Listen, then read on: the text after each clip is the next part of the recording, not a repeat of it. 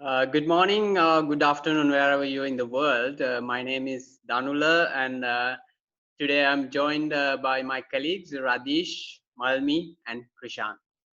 Morning, everyone. Hey guys, how are you? Hey guys.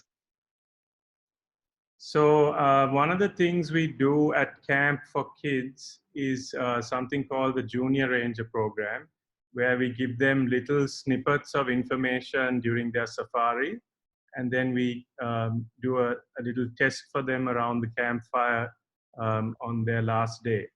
So we picked 10 questions that we have asked kids in the past, and we're going to go through the answers in brief, just as we would for kids.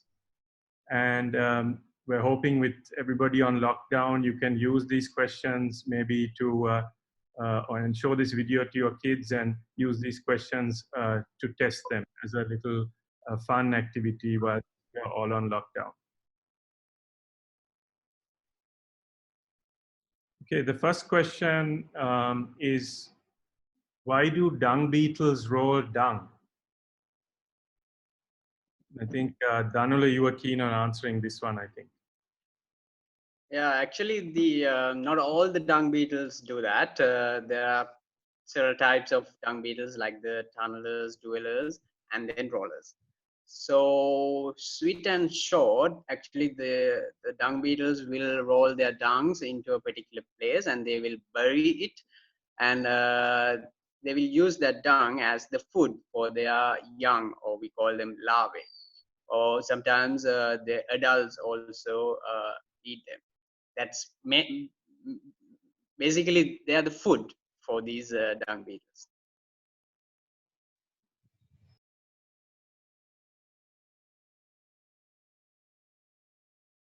All right, guys. The next question, usually we get asked on safari, is what are the swarms of butterflies doing on the road, especially after rainy seasons?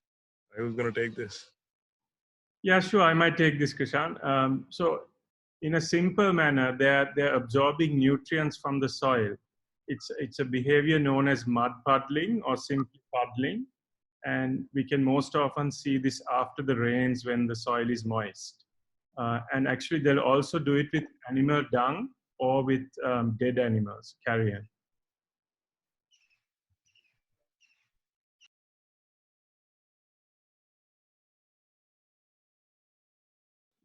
Who is next? Radish. Okay, another common question is why are crocodiles seen often with their mouths wide open? All right, I might take this one also. So yeah, basically they open their mouths. It's a wonderful way to cool themselves down because they are cold-blooded, meaning their body temperature depends on the environment temperature.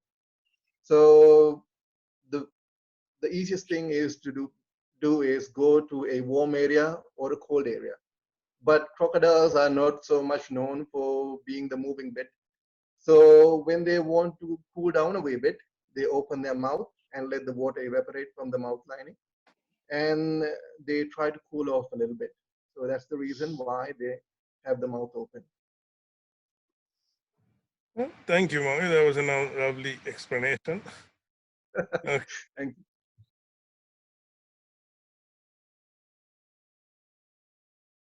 Another question that we commonly get by kids on safari is, how do the antlers of the spotted deer differ from the horns of the wild buffaloes?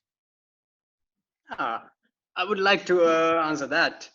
So these two terms, the antlers and horns, sometimes the people will use those two terms for different animals, but correctly, the horns are owned by the family Bovidae, which are the cows, buffaloes, and the antelopes are belong, and the antlers are belong to the family Cervidae, where the deer, moose, and elks are belong.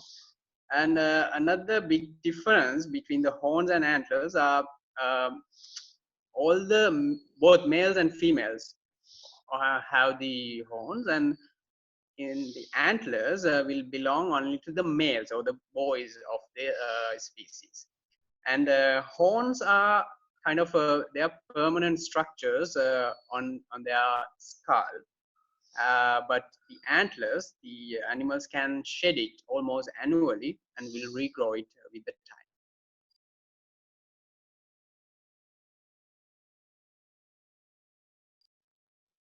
All right, Radish, hit the pause button because I need to change places. Sharp, close to 12.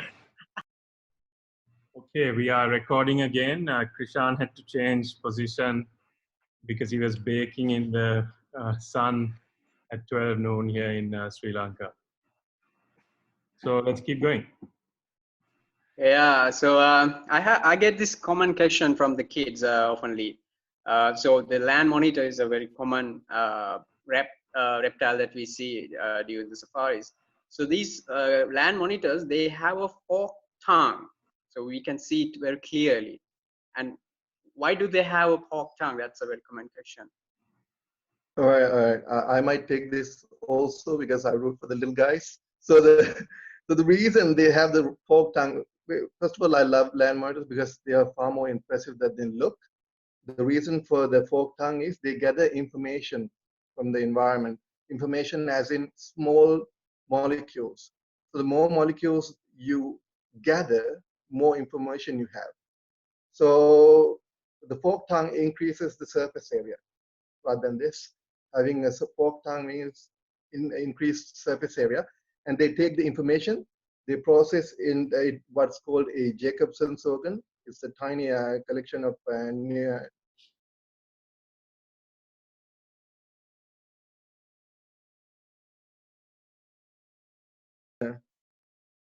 the neurons messed it up. What messed it up? These neurons.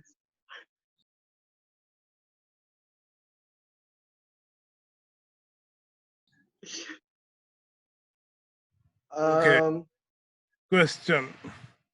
Why do elephants swing grass before they put it in their mouth? Okay, I might answer this one. So this is actually them cleaning the grass to get rid of dirt before they consume it, just to put it very simply. And elephants actually have 6 to 7 sets of teeth during their lifetime. So cleaning sand off the grass will almost ensure that their teeth are worn down more slowly.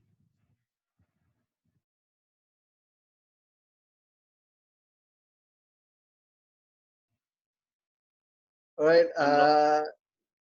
May I go for it? I have a question. I'm especially telling this, asking this question from Danu because he's exceptional with birds. So my younger guest asked this question a lot. Why do birds do the dust bathing thing?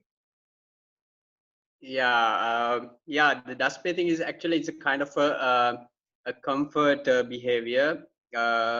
So mainly this dust will absorb the excess oil that they produce in the body among the feathers. So as they absorb the excess feathers, they can move very smoothly when they fly. That's the main thing. And the second thing is when they do the dust bathing, that dust will remove the dry skin. So that means cleaning themselves and keeping their feathers in the top conditions. And thirdly, that the dust will remove the ectoparasites, simply the small animals that live on the body of the birds, like mice and mites and lice. So it's actually like a cleaning behavior by themselves. Okay. All right, that was cool.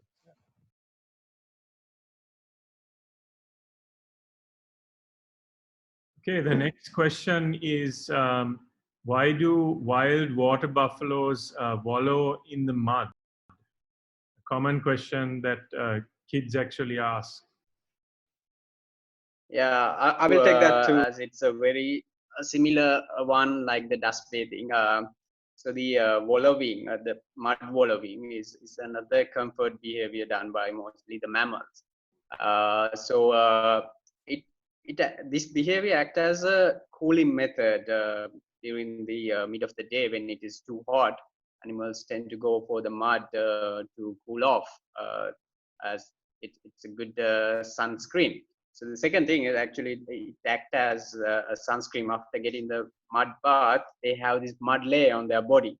So that mud layer will act as a sunscreen, protecting them from the sunburns. And thirdly, the animals will get that layer to get rid of these blood-sucking insects like the mosquitoes. And also we have observed during the safaris, the injured or wounded animals will often go to the mud and will cover their wound with this mud to get rid of the flies. So the flies will not be able to lay eggs and there won't be maggots eventually, and that helps them to heal very quickly. So those are the advantages that they get from the mud wallowing. That's why they do that.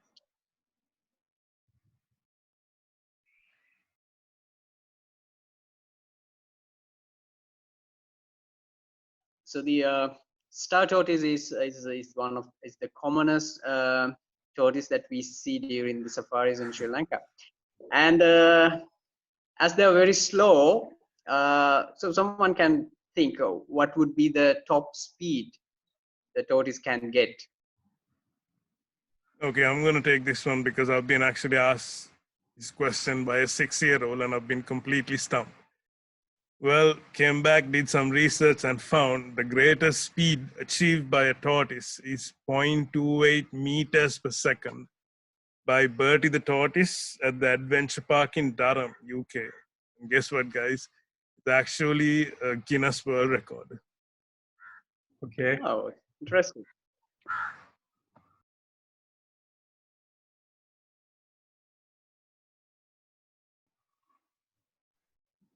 Okay, the next question is how much water does an elephant drink during the day, and how much can it actually hold in its trunk? Okay, I'm going to take this one as well. So on average, an elephant drinks about 50 gallons of water a day. And at a single time, it can hold anything between 2.5 to 3 gallons of water in its trunk, where it either uses it to drink or spray over the body. I mean, that flush of water you see being burst open on the sides of the body or on top of the head. So it's about 2.5 to 3 gallons. Okay, excellent.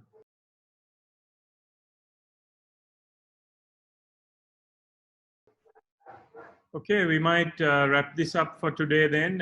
Thank you for tuning in. And we hope there are kids out there that will watch this and be inspired to learn more about wildlife. And join us soon for another chat on Zoom, and you can follow us on social media through our Facebook page or our Instagram page. All right, we'll see you guys soon. See you Bye, soon. guys.